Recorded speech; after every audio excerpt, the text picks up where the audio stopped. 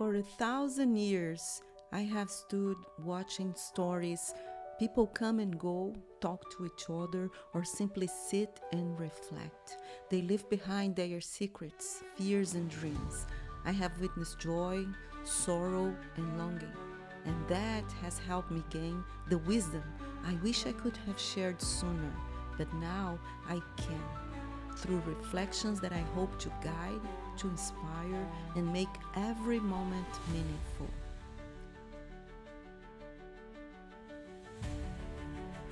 Serene's journey is like that of many others I have met.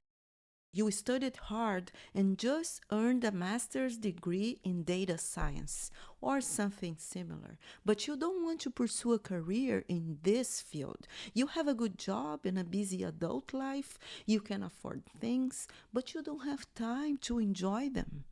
You engage less with friends. Sorry, I have to work all weekend. And your routine consists of back-to-back Teams meetings. Maybe you confirmed your teenage suspicions that adulthood wouldn't be easy. After years of classes, tests, hard work, time and money spent, you realize that that path was not for you. Why have you put so much time in something you didn't care about? You don't know. But this is not your fault. And it's not just because you were too young to recognize your full potential.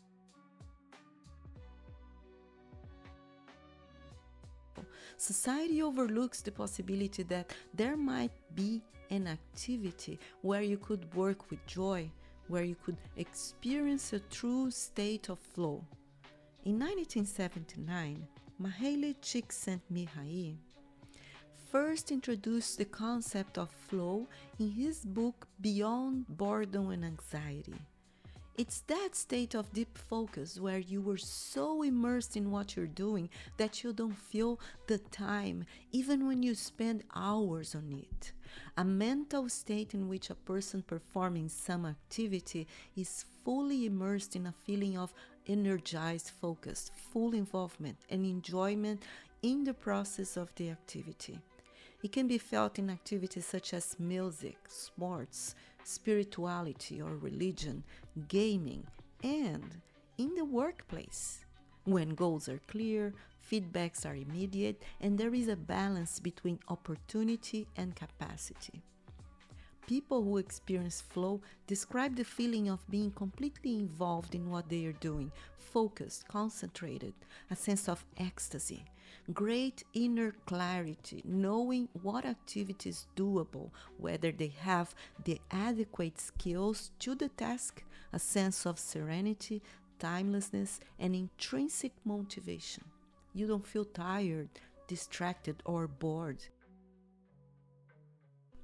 But most people don't think about this when choosing a career. Nobody considers to find work that aligns with their true nature. Because before, you need to figure out what that nature is. Well, I'm sorry, Leo, but that's my nature. Sensitive, that's my nature. Gradually, you begin to discover what makes sense for you. In this journey, you'll find an important ally, self-knowledge. It starts with the realization that living is full of risks. You were born defenseless, unaware of the rules of the game, incapable of surviving without help, dependent on someone to take care of you. Little by little, you learn to live, to survive, and to know yourself. None of these three is an easy task. You cannot observe and live like another life. It doesn't work. You desperately look for instructions to follow. They promise to optimize the experience of the spirit, but it doesn't work for you, and that makes you feel even worse. What am I doing wrong? Survival requires facing challenges and cross many times from one side to another of a turbulent and dangerous river that will try to drag you away, and yet managing to reach the other side with scratches that will become permanent scars. Reflect on the lessons learned, both the good and the bad, and express gratitude. And that is self-knowledge. The chances of living better and surviving the most diverse contingencies are immensely greater if you have it. The problem is that self-knowledge is an individual and solitary activity which scares you to death. Joey, I am scared to death about this. Maybe you will spend your entire life searching for a balance, the wisdom to live a good life. Luckily, you'll find it when maturity, besides the pains that evidence the aging of your cells, ironically also brings that wisdom.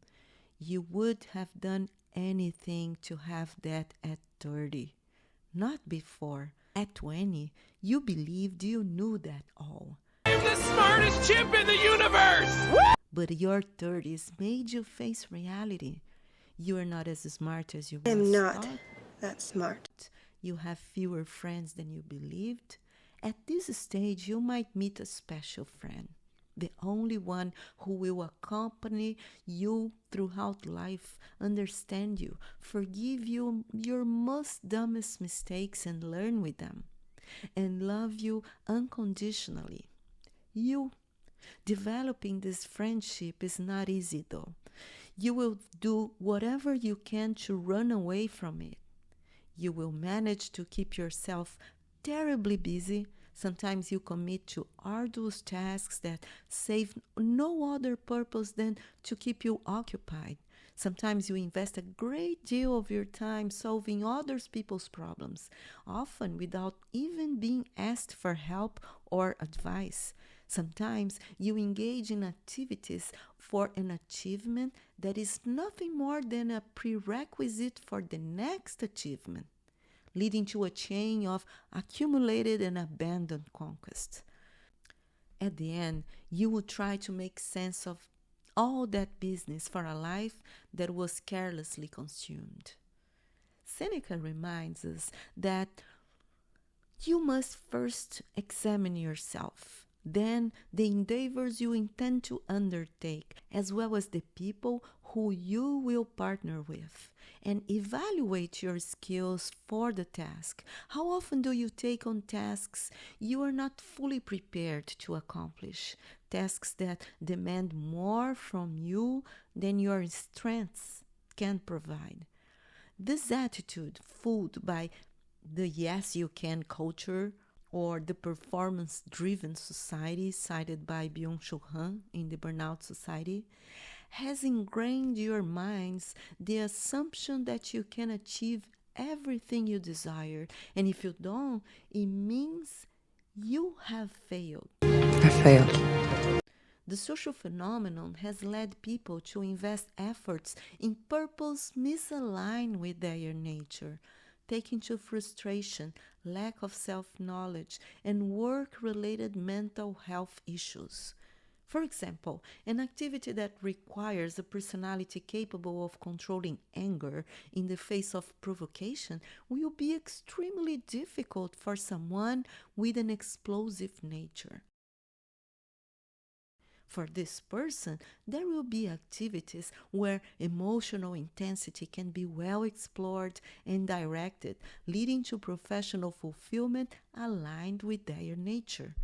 All the elements pointed out by Seneca presuppose self-knowledge, the careful selection of activities that will consume your time, and the people who will be by your side in accomplishing tasks depends on self-knowledge.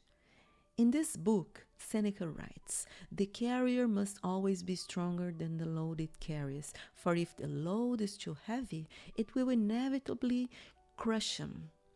This reflection contradicts the conditioning that has been imputed to you by society that will is power. What Seneca shows is the opposite. You must reflect on your capacities realistically, neither devaluing nor overestimating your competences, and direct your actions considering your potentialities. freeing yourself from what does not add value to life and investing time in self-knowledge is a great start.